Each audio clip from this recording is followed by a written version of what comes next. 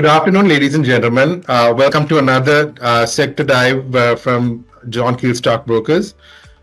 Today we have the management team from PickMe. We have Mr. Jiffry Zulfer and Mr. Ajit Gunewardene. Mr. Jiffry Zulfer is a serial entrepreneur who counts 17 years across various startups. He founded PickMe in 2014 and he was awarded the ICTA Young IT Professional Award in May 2006 and the FCC ISL Young Entrepreneur of the Year Award in April 2004, which was followed by many local and international awards and nominations won by the businesses he founded. Prior to PickMe, he served as CTO at Wow.lk, which was the first e-commerce venture in the country, and he was also founder in the management team. And of course, Mr. Ajit Gunewardene needs no introduction. The previous deputy chairman of John Keel's Holdings, having spent out more than 3 decades there. He is a member of the board of Slintech, which was established for the development of nanotechnology in Sri Lanka under the auspices of the Ministry of Science and Technology. His leadership was also sought in the Tourism Advisory Committee appointed by the Minister of Tourism Development. He has also served as the chairman of the Colombo Stock Exchange and the chairman of Nations Trust Bank. Good afternoon, gentlemen, and thank you for joining us today. Ideally, what I would like to know is how the journey for PickMe from 2014 to now has been, especially considering it hasn't been a normal kind of 10 years for Sri Lanka. It has been quite unusual with COVID, economic crisis, and various tensions that must have been incredibly difficult to steer a business, and a business of your nature in particular, which depends on transportation and mobility. Can I start by asking a question about what the company's, how you all view the company's business as in terms of a technology platform, and how do you all see yourself as? If both of you could maybe comment, Mr. Gunewardene as well as Mr. Zulfer. Zulfer, why don't you go first? All right, okay. Naveen, thank you for having me and Ajit in this podcast. It's a pleasure to be here. I hope I'm very audible, Naveen. Yes, can hear you fine. All right, okay. So I think just to answer that first question, I think for me personally, it has been an exciting journey from the first day of setting up this company and coming through to today, right? We've had many challenges while throughout this journey. Of course, East attack, COVID, recession, all these have only made us stronger as a company. We are now a much stronger team. We are able to tackle different situations very well. More importantly, unlike a brick and mortar company, we're a digital native business, which means we can pivot very fast. And that's what you've seen us do over the last 4-5 years, right? When we are thrown with external shocks, as a business, we've been able to pivot very well. And that's been essentially the story, Naveen.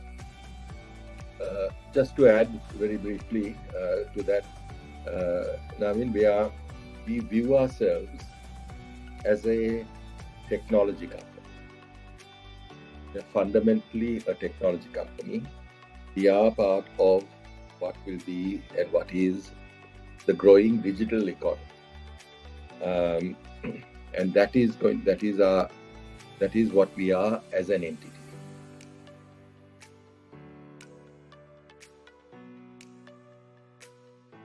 Thanks.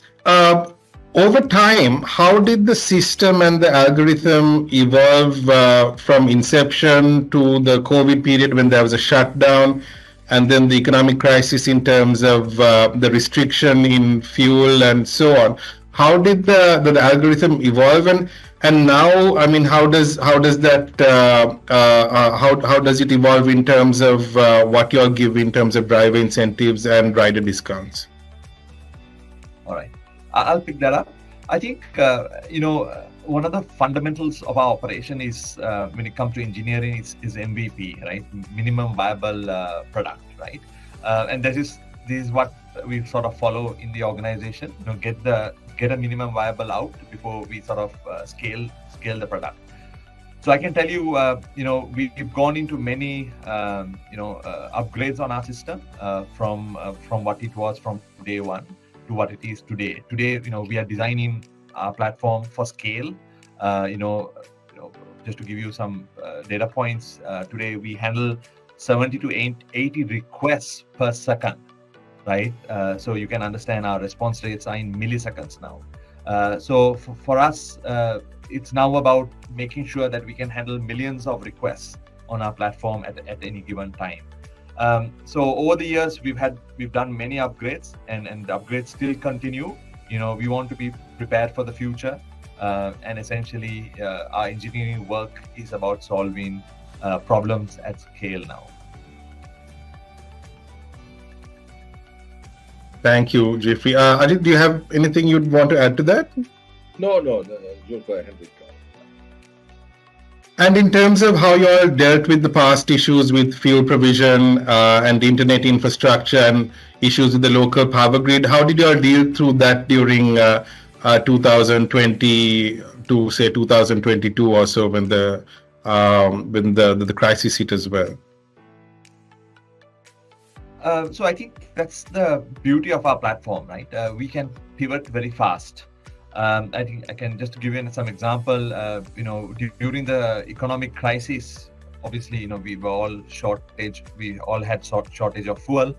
The Ministry of Power minister got in touch with us, and we wanted to see how we can make sure that the country would be moving. And one of the problems was rationing the fuel. So we came up with a solution, and the ministry was very happy that we can sort of monitor the usage of fuel, and we came up with a way that people who ride on our platform can get a refuel without waiting in the queue. So these are capabilities that we were able to bring in through our platform, because we could measure how many kilometers a driver would work on our platform, and use that as a way for an opportunity for a refill for a driver. And of course, the government recognized us as an important stakeholder in the economy, and we were able to get this off the ground during the economic crisis.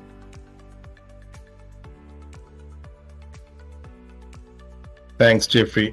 And Ajit, what is your approach to balancing profitability with growth, considering that you all are a technology company? And would you be willing to take on leverage or issue new equity in order to explore new verticals related to the platform that you all have now? The company's balance sheet is very strong at the moment. We are sitting on about 1.5, 1.6 billion rupees of cash. Right now, our run rate, say last month, for example, is we generated about 150 million rupees in cash. So our cash flow is very strong. We have no debt on the balance sheet at the moment. Our position right now is looking at our investment pipeline, our growth pipeline, that we have adequate generation of cash to take care of that. So we do not need to go into the markets.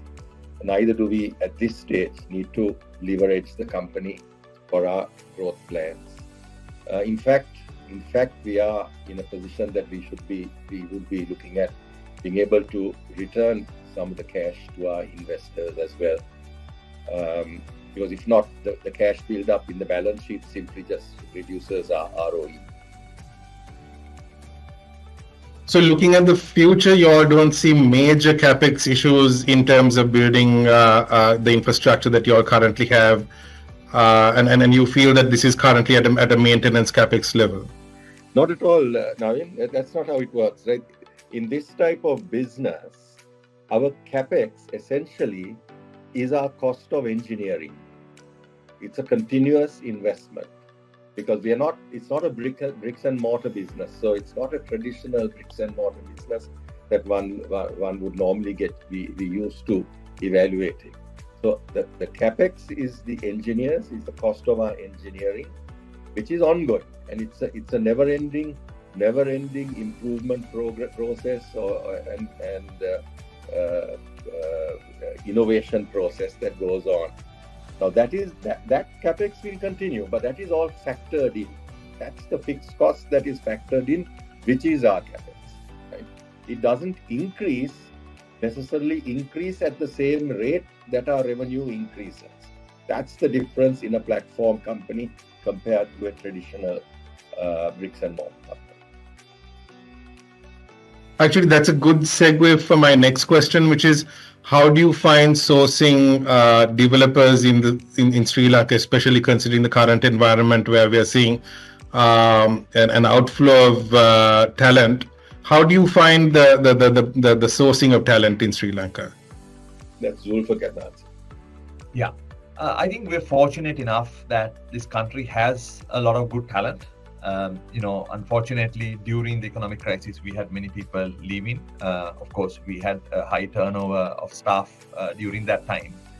But we've been able to, gather our pace again, get the right people into the company, and get on with our work. So I can tell you that we've been very fortunate. I think we're fortunate to be in this country, to have this talent as well. The industry has grown. The tech knowledge that we are seeing now is also improving. And I think we are doing our part as a company to ensure that there is more talent trained and ensuring that there's a good pipeline of engineers in the country. So to answer that, Naveen, I think it's only getting better now, even after the recession. How has the situation changed in terms of cost of acquisition of a user, and how sticky is your current user base? How often does somebody open the PickMe app? Like, is it in terms of like once a week or once a day and so on? Do you all have those metrics? Yes, I can share you some numbers here. We serve over 1 million users every month, so that number is also increasing. Now I like to look at it as glass half full. Now we still have a large, travel is an important use case, right? Everyone has a travel use case.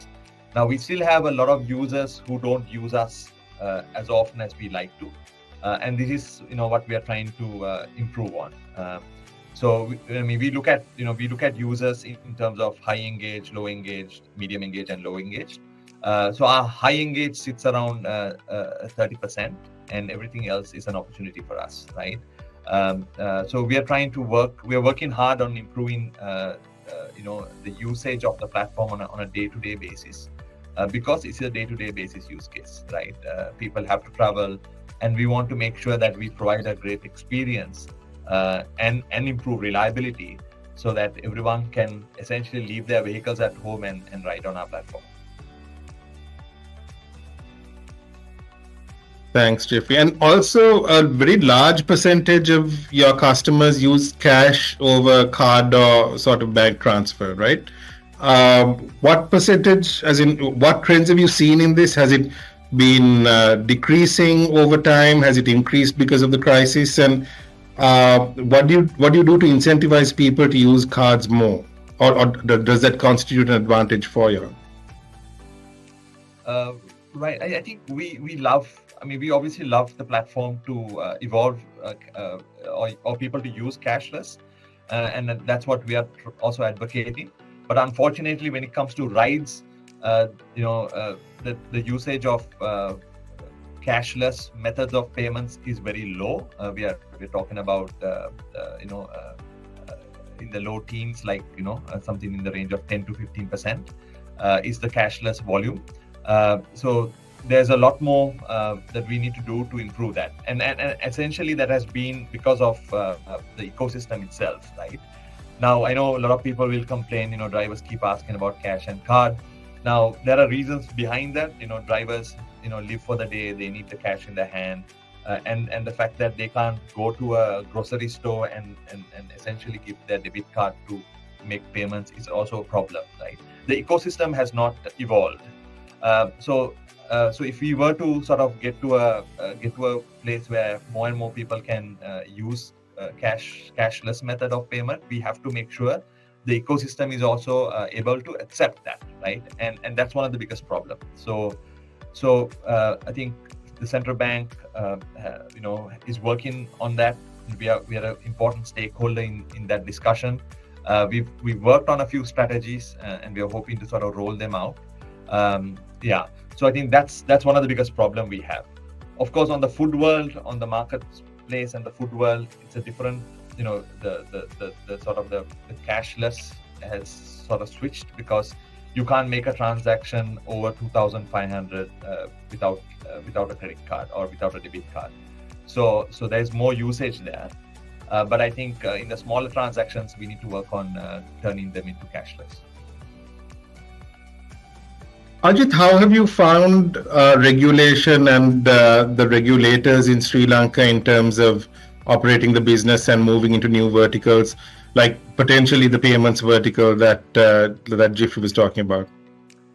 So, I mean, listen, we are very comfortable working with regulators and within the framework, or that is any national framework that is in place. We have found, Zulfer just mentioned, we found the central bank also quite receptive to our discussions. Obviously, things have to be handled in a sequenced and rational manner. We are confident that we can be part of this whole revolutionizing payments, moving into cashless, because we have a significant amount of distribution, a lot of data, and a lot of use cases. So we will be working closely with the regulator, especially on the payment side. It really has a lot of positive impacts that even goes beyond our business. I mean, for us, it will certainly open up newer markets and new opportunities, and it's something that we are also working. What are the plans for premium services beyond the transportation, logistics, food kind of verticals that you all have now? I saw there has been talk of moving to other geographies potentially, and how does this? What does the plan look like for the rollout of new services and moving into new geographies? All right. Let me take that. Sorry, go ahead, Ajit. No, you go ahead. You take that. Yeah.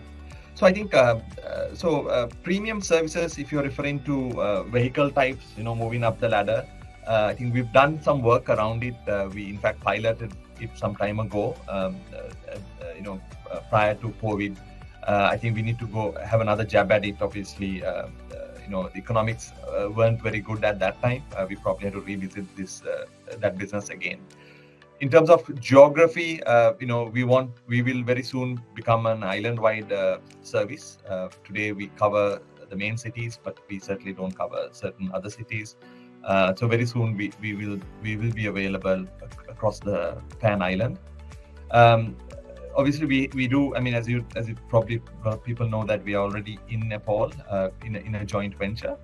We will look at that as an opportunity going forward on other international markets, but essentially right now we are very focused in Sri Lanka, and we think there's still a lot more in Sri Lanka that we can do to really improve mobility in the country. Thanks, Jiffry. I mean, we've seen companies like Grab partnering with telcos and other stakeholders to launch digital banks. Do you see a pathway for that happening in Sri Lanka in terms of collaborating with local telcos, banks, or other businesses in terms of adding more verticals to your app? Naveen, we can sit here and sort of dream of everything that can be done, but we will be sequencing our growth plans. And that is really what is most important, so that we have a structure and rational approach towards it. Ultimately, everything has to be looked at in terms of return on equity, return on investment. Now, we would like to first penetrate the market in our core businesses much deeper. We are based on our analysis and our knowledge, which is now quite deep. The knowledge is quite deep in terms of this domain. Our view is that there is a lot more that we need to do to be more entrenched in the mobility sector of the country, and that is going to be our priority. That will flow into certain allied verticals, like what we have already done. You can see us involved in trucks. You can see us involved in the courier service. We have launched bikes as taxis, and so on. Now there is a lot of work that needs to go in there to ensure that those also start getting more entrenched in the market. In terms of moving into the whole digital financing business, you must understand it's a completely different business. If you're talking about digital banking per se, it's a completely different business. It requires a different licensing regime, a different capitalization, a different expertise, to be very frank. So that is not in our short-term plans at all. However, using our customer base and customer information to an extent, our penetration into the market, Zulfer mentioned, we currently have 1 million unique customers a month, and that's continuing to grow. We would be quite keen on looking at distribution of financial products. Similar to bank assurance, we can be a distributor of insurance products and so on. So those are areas that will fit into our current sort of strengths, and that is what we would be looking at for now. Thanks, Ajit. Do you use a lot of external data from other platforms, or do you share or transact your own data to sort of other companies in terms of like a separate business? I would imagine the mobility data that you guys have must be very valuable for, say, a general insurance company and so on. Is that something that is already happening? So So Naveen, just to answer that question, we do share data, but obviously we are in a framework that we don't give any personal data away. But in terms of policy making, we do. We have a arrangement with, for example, central bank, so that they understand the economic activities in the country, so that the right decisions are made. We do share when it comes to research work from the universities. There's a lot of interest that comes from there. So that people do understand how mobility in the country goes about, right? So to answer that, yes. Now, do we get data from outside? Unfortunately, not. That's because the ecosystem is not. We don't have a strong data foundation around this country, and we have reached out to certain departments in the government to seek, to understand, how we can support them also, right? I think there are many problems that we think we can solve, but unfortunately there isn't much data out there. So that's a brief on your question. Thanks, Jiffry. And in terms of looking at the data analytics side of the business, and in terms of recruitment, in terms of organizing it, is it organized very differently from the developer side, or how does the organization of it work? So we obviously, I think we have one of the largest data storage infrastructure in the country. If I maybe probably after telecoms. Obviously we put a lot of emphasis on our data. We have a large data science team as well. large data pipelines. We record billions of data points every day. So we take it as an important asset to the organization, because on a day-to-day basis, there is a lot of data crunching that takes place, and our organization makes decisions on data. I think the era of making decisions on what you think is gone. Today we make a lot of decisions on data, looking at data, and that's how we evolve as an organization today. And in terms of that feedback from what you see happening to your changing the algorithm in terms of driver incentives and customer discounts and so on, are you happy with how that system is in terms of how robust it is, or as in how often do you make fundamental changes to that algorithm? Yeah. So I think there are certain terms in this industry. We call it, for example, liquidity, right? We talk about the liquidity of supply in the market, right? And as a business, we are always trying to look for. If you look at simple economics, we always want to look for the equilibrium, and the platform is always in the search for that equilibrium, right? And that equilibrium we're trying to find out every second or every minute, right? Have we met that equilibrium? And that's why we have things like surge. We have discounts given to customers when we don't have enough demand, right? So these are tools that we use, and we have many other tools that we use to make sure that we find that equilibrium where demand meets supply or supply meets demand, so that we don't have a gap between the two. Thanks, Jiffry. What percentage of your rides are during off-peak hours when drivers are idle? So I think, if I just throw you a rough number, because off-peak can also differ from day to day, right? If you take a typical day like today, our peak hours would be generally morning, afternoon, and evenings. And sometimes if it's a Friday, the peak hours would go into late nights. And then you have school holidays and 4 years and all the other special days that we have in our calendar. So I would normally say that 30 to 40% of our rides takes place during the off-peak hours. That's because, again, there's a lot more off-peak than peak. So that would be the number. And in terms of looking at metrics for things like driver burnout or suddenly declining earnings for drivers and so on, does the app check for things like that and kind of give you feedback in terms of your driver network? Correct. Yeah, we do. We have many metrics that we measure. So clearly, we look at what we call earnings per hour, right? I think all our drivers, we want to make sure that they are hitting a certain target in terms of an hourly earning. So we keep measuring that. We also look at things like trips per hour, just so that they are being occupied. So I think the game for us is about making sure that we always have a passenger in the backseat all the time, right?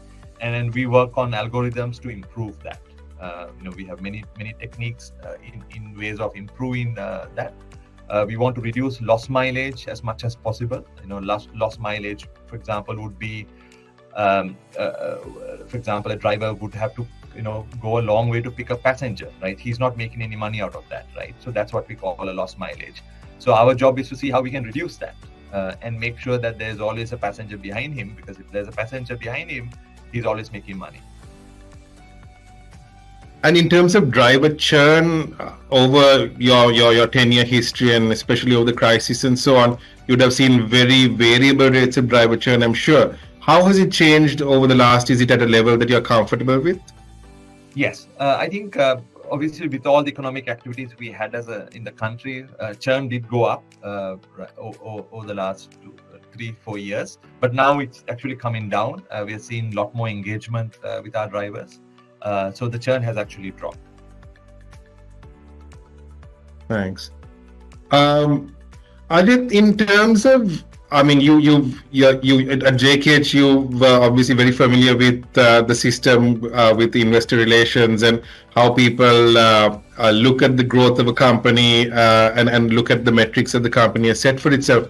For PickMe, in terms of the milestones and the metrics that you are looking at, what are the key metrics that you would want to be judged on in terms of performance? Is it growth in the network related aspects, such as growth in drivers, growth in customers? Is it metrics such as market share growth per se? Or would you want to be judged purely in terms of ROE, profitability, and so on? I mean, the final analysis from an investor perspective, it's got to be the ROE, right? And EBITDA. But the way we look at it is it's the user base growth that is the key. We start with the user base, growing the user base so that we are sort of that much more engaged in the market. So start with user base, which then flows into revenue growth. That just flows into revenue growth, and because of the type of business we are in, which I mentioned, which I spoke to you about earlier, about our capex being our engineering cost effectively, we have a significant operating leverage.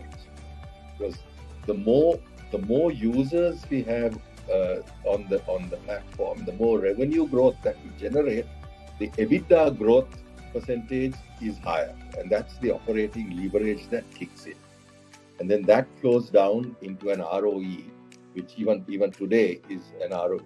This year our ROE should be in excess of 50%. So that's the matrix that we will continuously watch. I mean, a few years ago, it was the whole part. Several years ago, it was looking at the path to profitability and so on. Now we have crossed that inflection point. So it's because we have crossed that inflection point, it is the user base growth which flows into revenue, the operating leverage kicking in, EBITDA growth, and flowing down into increasing ROE. This is a difficult question, and it's for the both of you all. I mean, it seems pretty clear that the ride-sharing market and the food delivery market in Sri Lanka is now a duopoly. Do you believe your major competitor has also hit profitability? Well, we know it's hit profitability now at a global level. We do not have insights now into the local operation, but I suspect as a duopoly, because the market's in a duopolistic situation, I suspect both are. I mean, we know we are profitable. I would suspect so is the competitor. Right. And in terms of the verticals, I mean, your competitor also operates pretty much in the same verticals, but in terms of the food delivery aspect, would it be correct in saying that they are a little bit ahead, or would that be not accurate?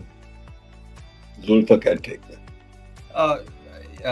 Yeah, I mean, I think I don't need to say that. I think you see it on the road. So without doubt, I think they are ahead of it when it comes to the food delivery world. But we are working hard to make sure that we stay on top of that and essentially see that we get on top of that. What makes that particular business fundamentally different in terms of, because I suppose the rebates there in terms of what you give restaurants is different in terms of what you give drivers in terms of rebates and what you give customers in terms of rebates. How does that system change, and like are there things that you are trying to change and sort of iterate along the way to catch up on that front? Yes, there are many things that is on play that customers look for. I think it's finally down to product experience, experience, right? Not just product, but also the delivery experience itself. So there are many things that comes into play. Discovery of your restaurants. Can you discover what you want? At what time of the day? In terms of can you place that order very fast? Things like that. So there are many aspects in the food delivery world that we are looking at to see how we can improve that experience. Thanks, Jiffry.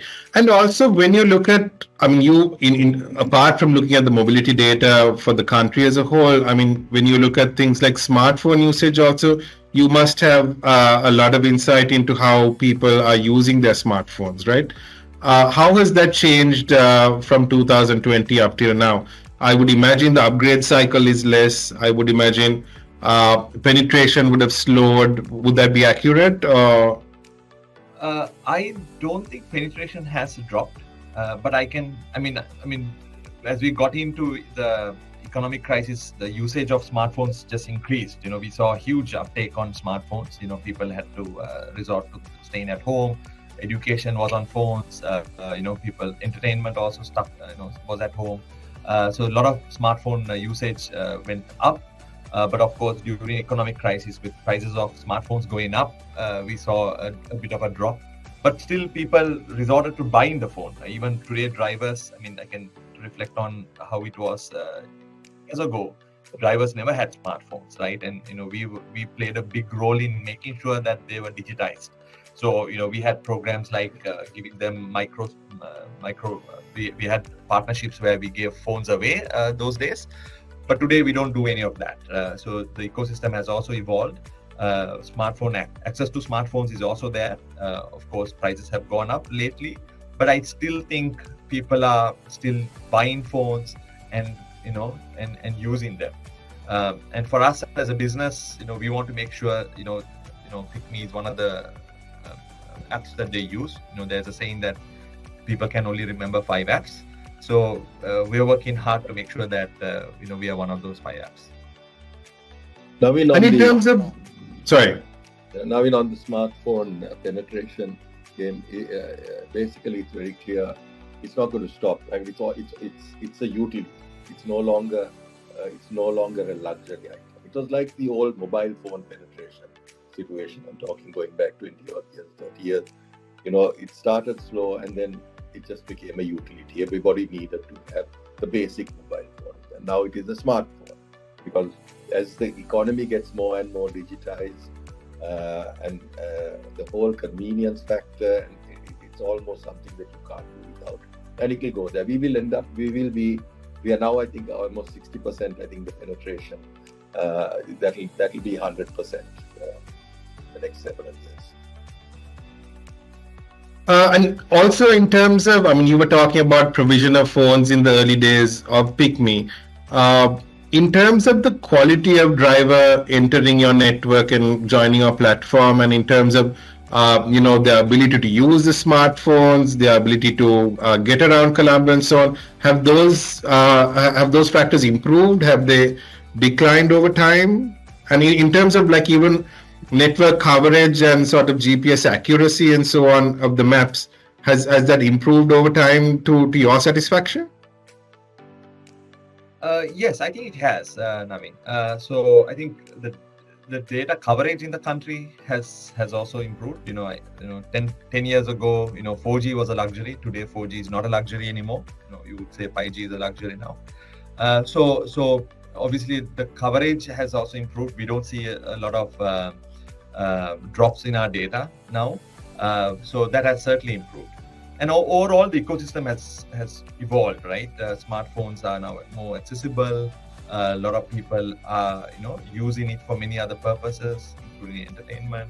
So I think there's a lot of use cases that have come into smartphones, and when it comes to mobility, we are right up there.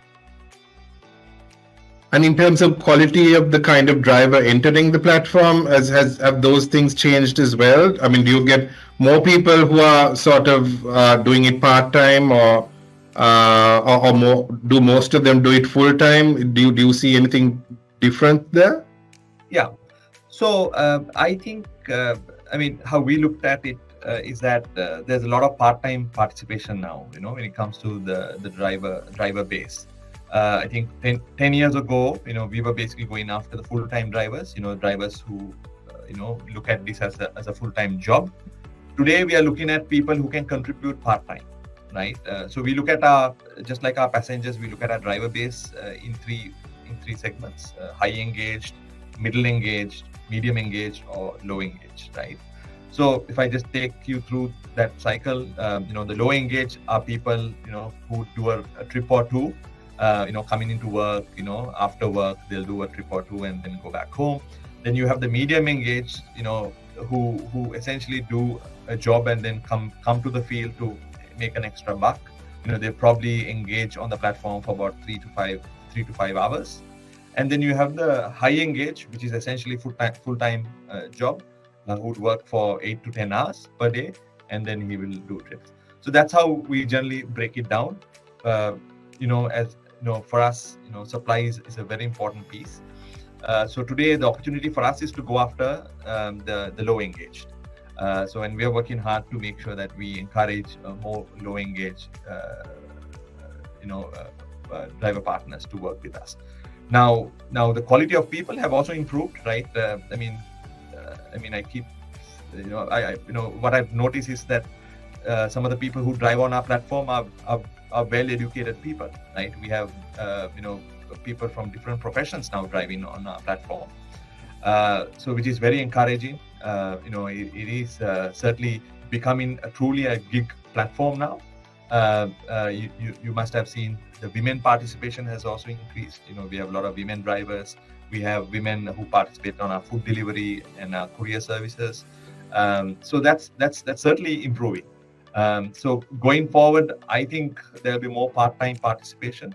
And I think you'll be surprised that some of the people who will drive you will be of certain standards. So, just to kind of drill a little deeper and to clarify that, it doesn't quite follow the Pareto rule of 20% of the more intensive drivers contributing to the lion's share of revenue. It's kind of it's becoming more distributed. Is that an accurate thing to take away from what you said? Correct. I think the tail is getting longer. So we are having a lot of part-timers coming in. So I don't think the 80-20 rule works here. Right. And also, over the years, you've been in business for 10 years. How is it that you have seen, you've seen many competitors trying to enter the business as well.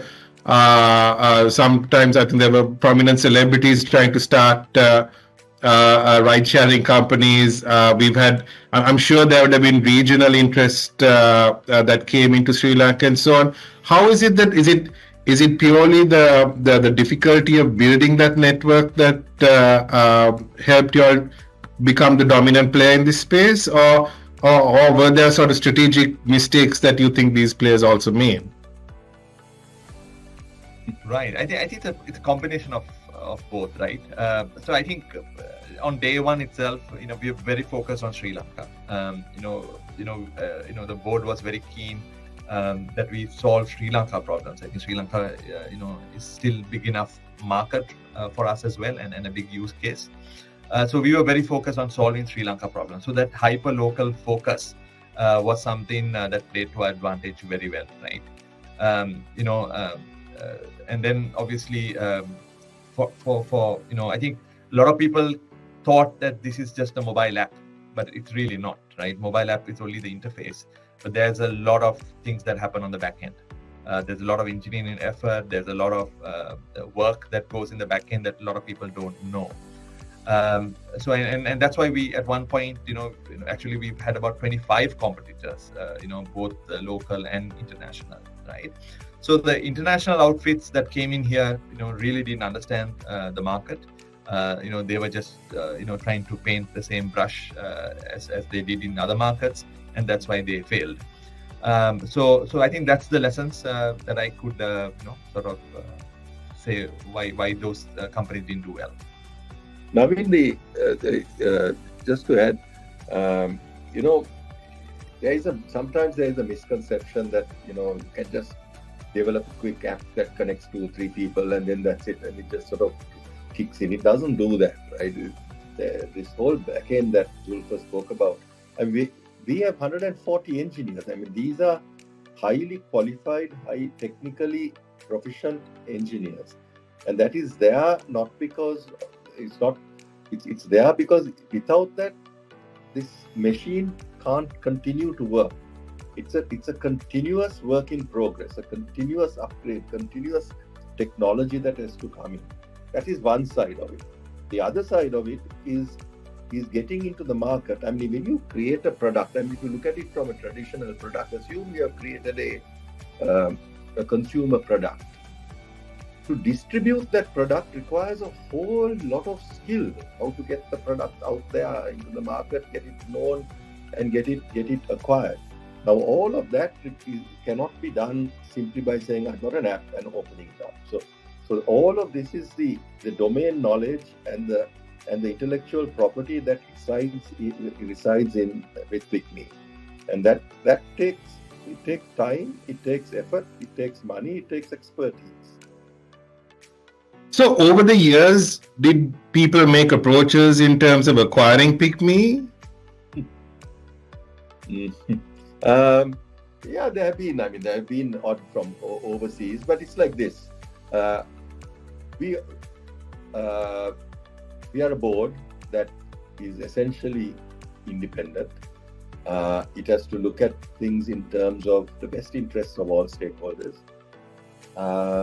Any proposition that comes to the table will be evaluated and looked at in terms of its seriousness, its value, and accepted and discussed further or rejected. And that is the way that this company will operate going forward as well. Would you say that the listing process makes it easier in terms of being acquired, or not necessarily in the Sri Lankan context? No, this particular listing process is part of our journey. It was always part of the journey because it was private equity funded. It was private equity funded, and there had to be a liquidity event that had to take place. And that was part of the whole journey. There was no question about that. We are not listing because the company is raising money. We are listing as a liquidity event, and that's what this is all about. Now, what it does, for us to list is not a huge effort, because the company from day one, being funded by private equity, was structured and operated in a manner very similar to a listed company. It looked at the governance framework, the answerability, the responsibility, everything was literally equivalent to being a listed company. So the transition from going from a private company to a listed company wasn't complex at all. It is almost part of the process, and doesn't create any sort of any anxieties, which sometimes these things do. What it does going forward is information will be now in the public domain as well, and certainly people can look at it and then view, and there will be like what you're doing now. There will be now, because we are in the public markets. There will be, investor fora and so on and so forth that will be communicating that we are doing, where we are going, what is going right, what is going wrong, and all of this. So then, people will begin to have a greater understanding of what a digital company is about. What is this digital company? How does it work? And that is a process of education. I mean, this our market doesn't have a digital entity listed on it. I mean, it's the most amazing thing, right? The rest of the world is dominated by it. So this is the first one, literally the first one of scale, at this level of scale that's being listed on the market. So I suppose it's again part of the journey, and we are very happy to be part of that and be part of a process of having these open discussions. So looking forward in terms of the longer term vision, you see the company sort of what kind of, in terms of revenue, what kind of milestones do you all look at, say 5 years, 10 years down the line? Is that hard to say? Or? No, the thing is this, right? I mean, we've had a certain growth trajectory. Okay, I mean, we've seen that this is a company that started with an idea. The founder, Zulfer, had the idea from zero. This has been created by the team, by Zulfer and the team. It has been created to where it is now, which is now it is listable, right? and it will be listed on the main board as well. So it's a 10-year journey that has taken it there. Now we don't intend, from all our internal discussions, and this we will continue to deliberate on, and the board will be part of the deliberations with management. We don't intend to slow down. We do not intend to slow down the momentum. This is not a company at what I would say is at operating maturity. This is a company that has far deeper to penetrate, has the far bigger role to play in the digital economy of the country, which is still at its nascent stage, still evolving. So this is going to be part of that wave, and we certainly intend being at the forefront of that wave. As we keep saying, we are the next frontier, and we intend being there. Having gone through such an incredibly difficult time for all business, I guess, in Sri Lanka, what in particular do you see as the biggest financial or economic risk to the PickMe model? Macroeconomic implosion, where the economy comes to a grinding halt. Other than that, as long as there is general economic activity, mobility is a key part of this economic activity. I mean, mobility overall is part of GDP, is 10% of GDP. So, if you're talking about as long as the economy is ticking along, then we don't see any risk at all. I mean, of course, if we go through something like what we did a couple of years ago, everybody's impacted, right? There is other than some these unknown external shocks. But other than that, it's a part. We will be part and parcel of the new economy. Jiffry, I also wanted to ask: do you see a subscription model coming in terms of your product suite as well, or? As you know, we have a subscription model or a membership model in our food ecosystem. We won't be launching anything else. I think what we'll want to do is sort of enhance that. So I don't think we'll launch anything new, but see how we can further enhance the product that we already have. Right. And in terms of the three verticals that you're talking about in terms of ride sharing, food, and sort of logistics or package delivery and so on, do you feel that perhaps something like package delivery will get more traction in more rural areas? Would that be correct to say, or not necessarily? Yeah, correct. No, without doubt. I think we are seeing that happening. There is good, I mean, with the adoption of digitization or smartphones, people are discovering these products, right? Being able to courier something from a village to the city is now taking place. I think it just helps trade. It helps e-commerce. It helps the economy tick. Thanks a lot, gentlemen. I think that kind of covers our hour with you. Thank you so much for coming on to JKSP today, and we are extremely excited to have a company like PickMe on the exchange. I think I would be speaking on behalf of our entire industry when we say that it's very exciting to see PickMe come on the market and come onto the main board.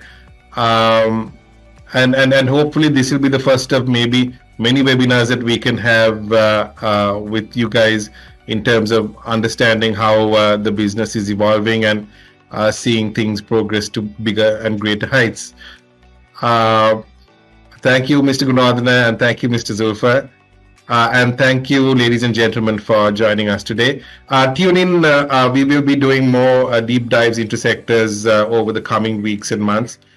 Please join us for anything that we send to you all in the future as well. Thank you, Naveen. Thank you. Thank you, everybody, for joining and listening to us. Thank you. Thank you. Thank you.